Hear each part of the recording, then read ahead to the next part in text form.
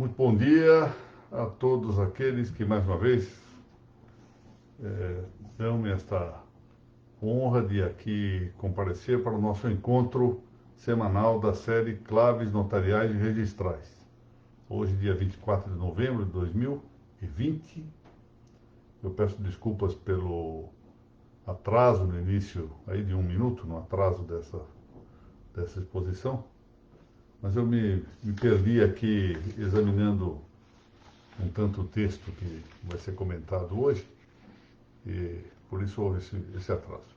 Meus cumprimentos de logo ao cartório do Boqueirão, onde exerce suas funções a presidente do colégio da Associação dos Notários Registradores do Estado do Paraná, a tabeliã Mônica Guimarães de Macedo Dallavec, a quem apresento os meus melhores cumprimentos e o meu agradecimento pela oportunidade de aqui estar nessa reunião semanal. Aproveito para cumprimentar o meu bom amigo José Eduardo Moraes, tanto tempo que não nos vemos, um grande abraço, e também ao não menos amigo, Dr. Rogério Tobias. Bom, hoje nós vamos ter uma oportunidade que eu considero ideal para testarmos o método destas claves notariais. Desde o início eu lhes tenho falado que as claves, diversamente do que ocorre, por exemplo, com nossa reunião semanal do registro sobre registros. No registro sobre registros nós temos exposições articuladas, o mais possível sistemáticas.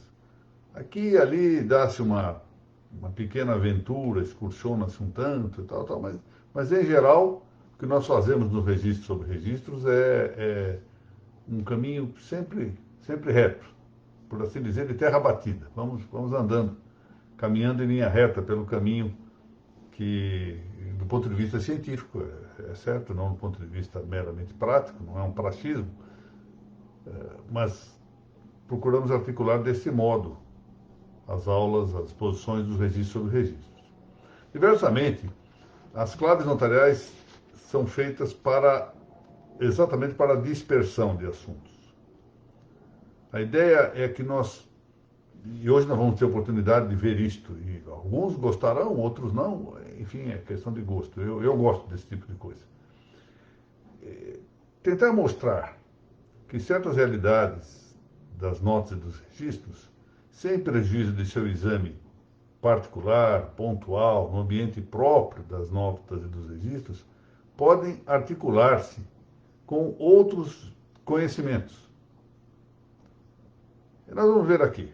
Hoje nós vamos tratar da anexação imobiliária. A anexação, no nosso caso, é algo muito raro de alguém falar deste modo. Eu, francamente, acho que poucas vezes vi alguém falando em anexar um imóvel a outro. Fala-se em fusão, unificação, às vezes não se usa bem essa terminologia, mas ela é, do ponto de vista fenomênico, adequada. Fala-se em agregação, que me parece o termo correto. Fala-se em união. Anexação, muito pouco. E quando se dá uma anexação, no caso do registro, o que se faz é levar esse fato para a tábula, ou seja, no nosso caso atual, para a folha da matrícula, antigamente para o ambiente da transcrição. Notem, eu usei exatamente a palavra tábula pelo seguinte: hoje nós vamos comparar essa anexação de imóveis, de lotes, às vezes pode dar até mesmo de glebas, não importa, mas enfim, uma anexação relativamente pequena, se nós compararmos com as anexações que ocorrem no plano do direito internacional público. E olha que curiosidade, da mesma forma como a anexação imobiliária, no nosso caso, leva ao concurso de uma inscrição no registro, na tábula, registro de imóveis, as anexações de territórios, as anexações, portanto, de caráter político, levam também a um registro. Quer dizer, onde se registra isso? No mapa mundi. E como é que se chama mapa em latim? Tábula. O mapa mundi nada mais é do que um registro, uma forma de registro, de uma situação territorial relativa a imóvel. E da mesma forma, como nós temos o registro predial para referir anexações de menor ponto. Isso chama proximidade. Às vezes nós não notamos estas similitudes que ocorrem entre ramos diversos do direito. E que tem a vantagem, um tantinho, no nosso caso, de expandir um pouco as vistas, para que nós não fiquemos demasiadamente centrados ou circunscritos, compartilhados no ambiente estrito da prática registral. E aqui com um efeito secundário, porque projeta referências também para o direito notarial. Bom, essa palavra anexação, ou anexo, vem do latim annexus, também há uma expressão ad nexus. Vem com essa ideia de juntar. Anexus é junção, união. Então, o texto aqui começa falando das anexações imobiliárias, propriamente no campo pequeno, no campo que interessa diretamente ao registro de imóveis e indiretamente ou mediatamente às notas. Define-se aqui união ou agregação de imóveis. Já vimos em nossas reuniões anteriores alguma coisa sobre a agregação. Bom, o que nós juntamos aqui? Então, várias hipóteses. Nós podemos ter um prédio perfeitamente individualizado que se junta a um outro prédio ou outro imóvel também perfeitamente individualizado, objeto de duas matrículas distintas, por exemplo. Aqui a casa onde eu estou fazendo esta transmissão é resultante de uma anexação deste gênero. Eram dois lotes, eu era proprietário de um, construí ali uma casinha. Tempos depois, o meu vizinho pôs à venda a casa dele, eu consegui comprar e fiz a união, tanto no registro como depois na própria construção aqui. Esse é o caso típico, eram dois imóveis autônomos que se anexaram, se juntaram, se uniram. Obviamente, segunda hipótese, um imóvel que seja individualizado e autônomo, que se junta a uma parcela ou parcelas de outro ou outros imóveis. Nós podemos ter isso, são parcelas. Vamos admitir, o meu vizinho tem um imóvel que ele quer parcelar, e ele me vende uma franja do terreno dele, por exemplo. Então eu junto uma parcela a uma unidade autônoma. Segunda hipótese. No primeiro caso, são dois imóveis autônomos que se juntaram. No segundo caso, é um imóvel autônomo que se junta a uma ou mais parcelas. Pode ser que eu tenha adquirido parcelas de dois terrenos contíguos. Terceira hipótese, de parcelas de prédios singularizados e autônomos. Agora é uma hipótese, suponhamos dois imóveis confinantes e que os proprietários resolvam vender cada um deles uma porção e essa porção daí seja um terceiro imóvel. Que, portanto, uma anexação, uma segregação de parcela e, em seguida, uma agregação, uma anexação dessas parcelas para formar um terceiro imóvel. E pode ocorrer, por fim, que a anexação resulte de partes mobilizadas, que seja de maneira repentina, como se dá na avulsão, ou lentamente, paulatinamente, como se dá na aluvião, se desprendam de alguns prédios, às vezes nós podemos até ignorar de onde se desprenderam, e se juntem em um imóvel que recebe as acessões. Então são essas quatro hipóteses de anexação imobiliária. Mas cuidemos então agora de ver qual é a aventura de expandir essa ideia de anexação para considerar então territórios maiores. E isso cai no campo da política. Então nós temos no campo do direito internacional público uma série de hipóteses de anexação territorial. O primeiro caso é o do não submetimento do território ocupado à soberania de outro poder político. Então nós podemos ter essa hipótese. Por exemplo, o Brasil. Quando o Brasil foi descoberto, na verdade não havia um poder político, uma soberania instalada no Brasil. Então, que se instalou uma soberania quando o Brasil foi objeto de invenção, ou seja, descoberta. A mesma coisa ocorreu na América do Norte, quando em 1492 Cristóvão Colombo descobre a América. Ali não havia soberania política, havia uma verdadeira barbárie. Aliás, é o título de um livro muito interessante que foi publicado aqui no Brasil recentemente. O início do título é esse, 1492, O Fim da Barbárie, de um autor chamado Christian Iturralde. Muito interessante esse livro, muito interessante, que mostra exatamente a barbárie que havia na América do Norte antes de sua descoberta por Colombo e a instalação da soberania espanhola na América. Um outro caso é a hipótese de nova formação. Por exemplo, quando há uma ilha emergente, ou seja, o território era de ninguém, é uma ilha que emerge e alguém tem que dominá-la. Um país pode dominar uma grande ilha, por exemplo, e aí se tem um caso de anexação a um território político, uma soberania política.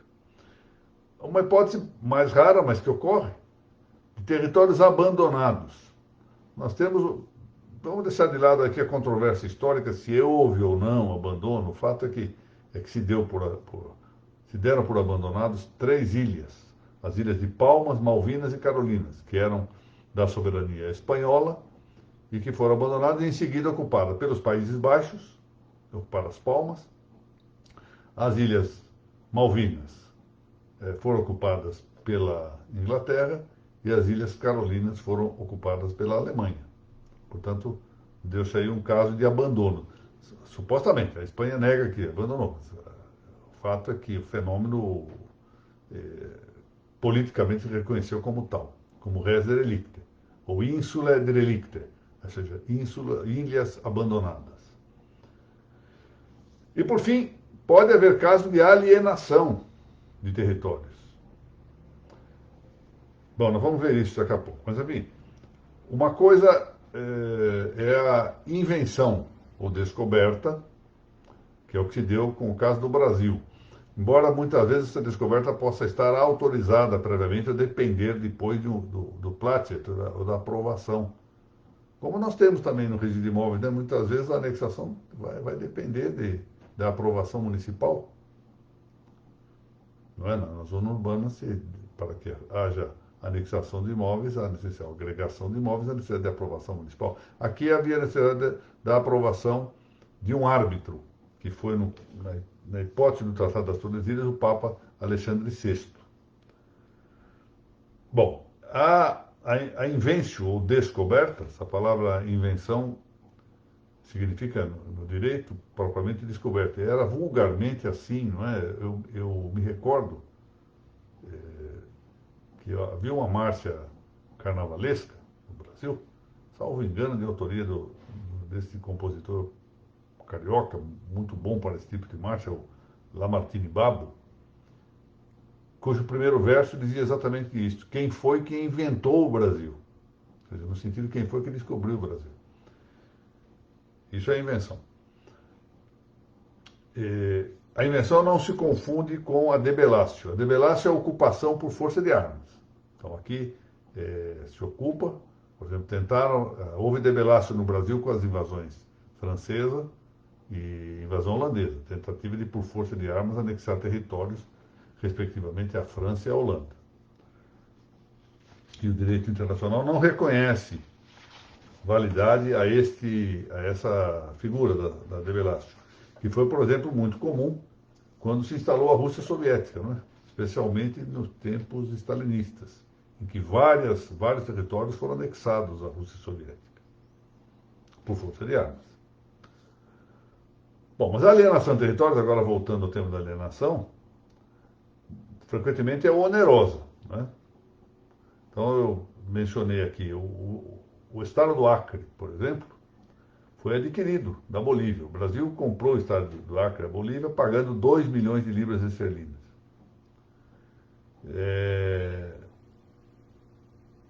Dos estados norte-americanos agora, da Louisiana e do Alasca, houve aquisição pelos Estados Unidos, que compraram esses estados.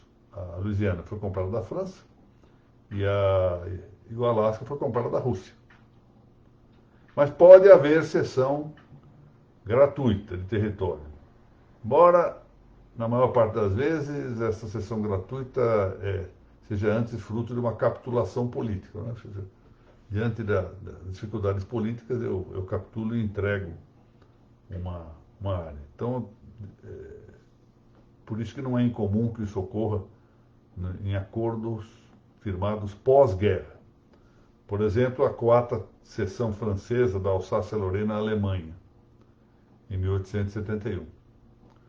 E depois sua restituição forçada à França, nos termos do Tratado de Versalhes, de 1919. Será interessante, por exemplo, o Dr. Rogério Tobias, que nos assiste aqui para a honra minha, que é um especialista nesses assuntos, terá alguns exemplos desse tipo de cessão gratuita de território, e alguma forma, ou de debelácio, nas ocupações relativas aos termos das 3 ou 4 guerras que ocorreram no Oriente Médio, envolvendo de um lado o Estado de Israel e de outro lado algumas nações árabes. Bom, não se confunda a anexação territorial com a união real de estados e nem com a união pessoal. Vamos lá. Pode haver a união real de estados, ou seja, os estados se reúnem, fazem um acordo e se reúnem, quando se trata de união real, passam a ter uma legislação única e uma só representação internacional. Isso ocorreu, por exemplo, trago aqui alguns exemplos, entre a Dinamarca e a Islândia, em 1918, entre a Polônia e a Lituânia. Interessante a data, hein? Vamos fixar isso. De 1569 até os fins do século XVIII. Depois eu vou explicar por que 1569 tem interesse aqui em referir. Entre a Suécia e a Noruega, em 1814 e 1905. Entre a Áustria e a Hungria, numa das experiências históricas mais benignas que ocorreram nos tempos mais recentes. Não é? Isso durou até 1919, o Império Austro-Húngaro. Com a República Árabe Unida, efêmera, mas que durou de 1958 a 1961, portanto, é algo bastante próximo aqui a nós. E embora, em alguns casos, não haja propriamente união real, mas uma anexação com características externas de união real. Assim, por exemplo, a Albânia anexou-se à Itália durante o regime de Mussolini em 1939.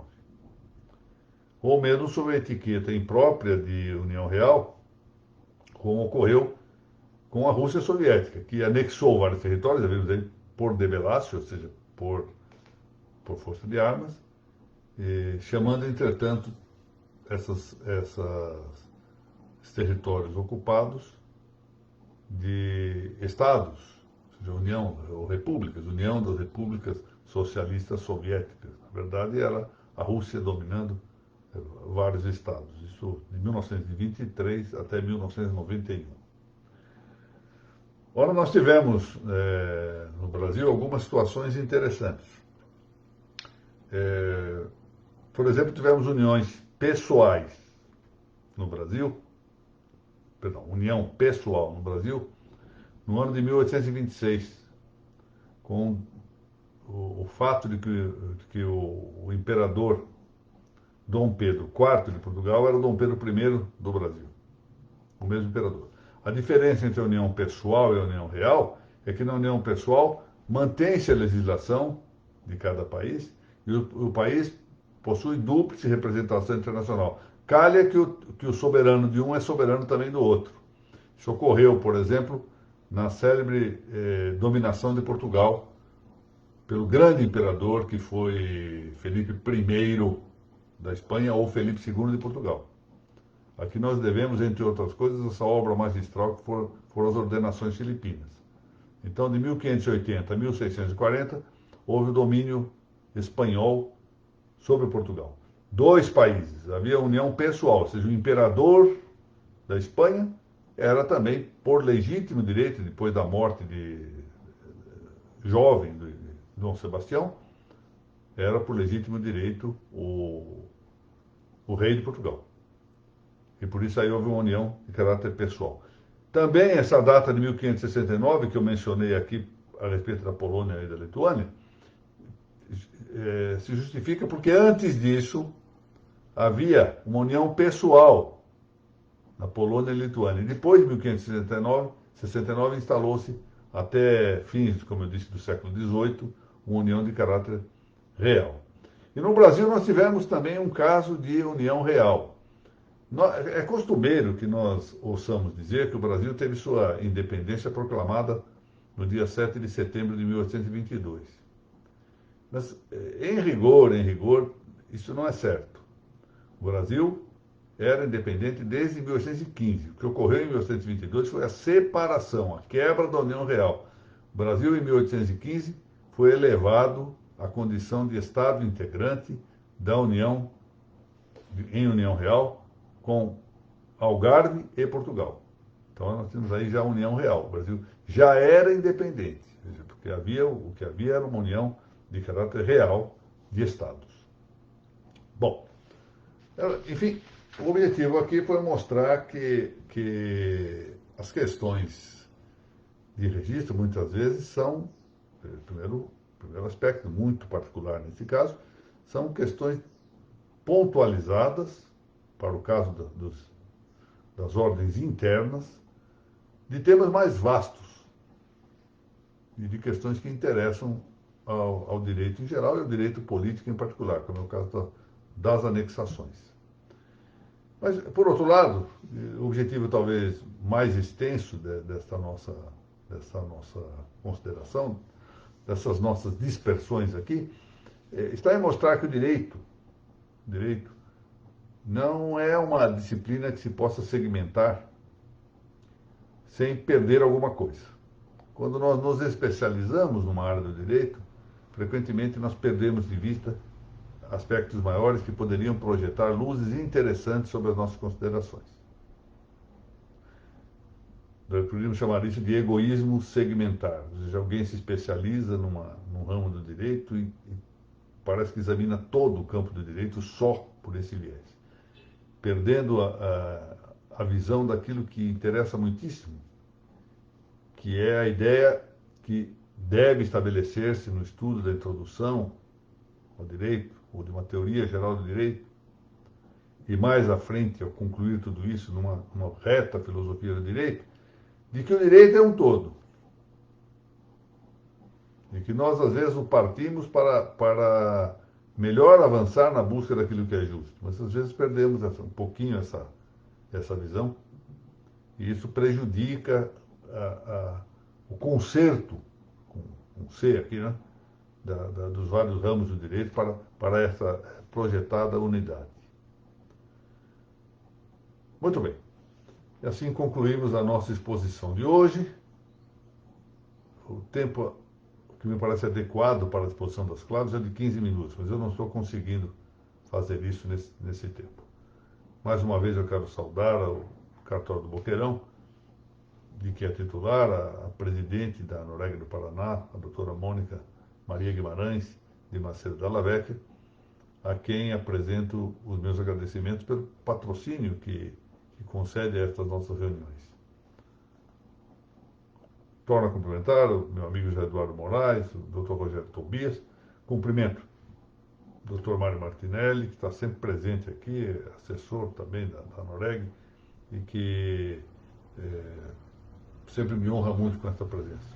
Professora Cátia Jonas Dias, que é minha assistente lá na Faculdade de Guarulhos, onde começamos, se tudo der certo, no ano que vem, um curso de pós-graduação, ainda lato sensu, sobre direito registral e direito notarial, que eu espero não seja apenas virtual, espero que seja também presencial. Vamos ver se isso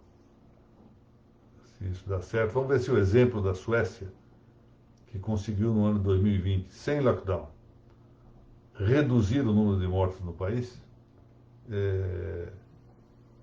se expande para as políticas públicas adotadas nos vários outros países. Doutora Renata Deco Nascimento, muito bom dia. Dr. Michael Alexander, bom dia, muito obrigado pela presença de ambos. Prezada doutora Mariana Martins, Deus suscita líderes certos nos momentos certos. Tem assim a distância, hein? Avaliação à distância, sem mínimo detrimento de outras lideranças importantes no Paraná, que era muito relevante, que é a doutora Mariana, que tem muito bom senso e, e aparece assim como uma figura realmente de liderança, pudesse estar à frente da Aripar num momento de conturbação na vida jurídica e na vida social, em virtude aí das políticas adotadas para a pandemia. Então, um momento de grande aflição, até mesmo econômico-financeira, suportada pelos registros, com decisões que não me cabe aqui, e nem quero eu aqui rapidamente tecer nenhum tipo de crítica a isso, mas com decisões que afligiram entidades privadas. Era muito importante que estivesse à frente da Aripar uma pessoa que soubesse liderar com sensatez, com tranquilidade pessoal. Então, penso que Deus suscitou a liderança certa na hora certa. Doutora Mágio de Freitas Vale, funcionária aqui do nosso Tribunal de Justiça de São Paulo, sempre muito simpática a sua presença aqui. Meu querido amigo doutor Valdecir Castiglione, espero que já tenha recebido o ABC do Direito Natural e aguardo depois a sua apreciação crítica, que para mim é muito valiosa. Estimada Sônia Batista, muito bom dia. Doutora Rodrigues Nina, espero que estejam bem aí. Muito prazer em vê-la aqui no grupo. Muito obrigado. É verdade, entrei na minha 8ª década da vida. Há mais ou menos 10 anos, eu venho referindo o fato de que estou no pós-meridiano. Já estou na fase... já devia ter dito isso a partir dos 40 anos, né? Mas enfim, tardei um pouco. Mas, enfim, já estava no pós-meridiano, depois da metade da vida, para usar a expressão célebre, que também foi muito consagrada pelo grande Dante Alighieri. Mas agora com maior razão, né? Já estou muito avançado e já tenho alguma ansiedade de parar, mas vamos aguardando. Eu já disse isso, enquanto houver audiência, enquanto houver um público que despenda seu tempo para ouvir-me, eu vou tocando a vida. Doutora Laura Porto, bom dia, espero que já totalmente recuperada. Essa moça tem grande valor e eu espero que volte logo a estudar o registro em geral. Doutora Mariana, não foi generosidade, não, foi pura afirmação verdadeira daquilo que eu penso. Realmente eu penso isto e quero cumprimentá-la publicamente por sua atuação. Tenho notícias muito favoráveis da sua liderança aí no Estado. Muito bem, eu espero não ter sido demasiadamente dispersivo nesta... muito obrigado, doutora Mariana, muito obrigado. Espero não ter dispersivo nesta aula de hoje, mas não se esqueçam que o método das claves notariais é exatamente esse. Permitir uma largueza de vistas para nós irmos cada vez mais compreendendo a tarefa das notas e dos registros no ambiente todo da vida social e política. O grande receio que eu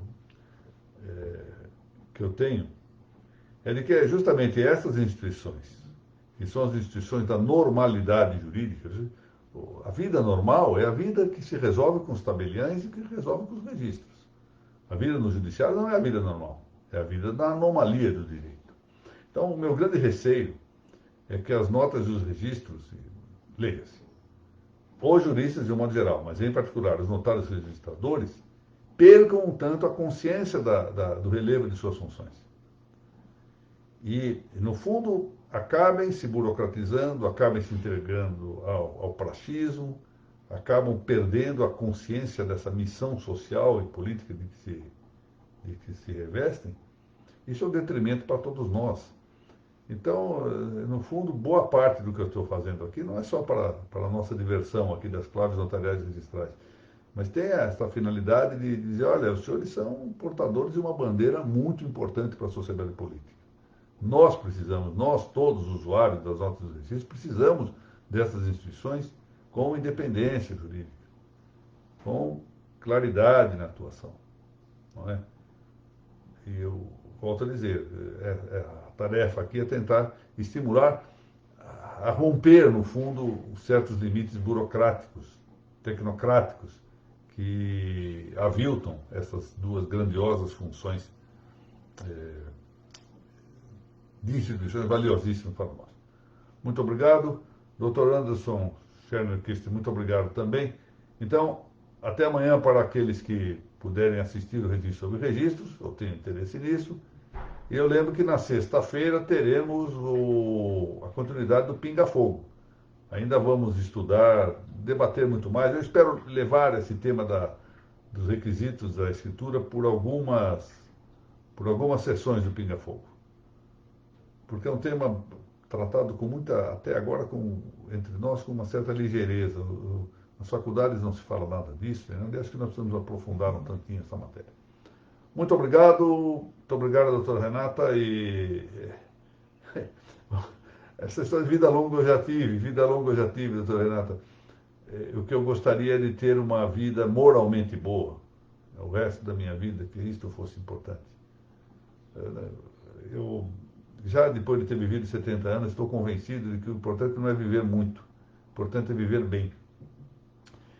Mas muito obrigado, agradeço a sua boníssima intenção. Muito bem, peço a todos que rezem por mim e nos vemos, se Deus quiser, amanhã, ou na sexta, ou na terça-feira que vem. Bom resto de semana para todos.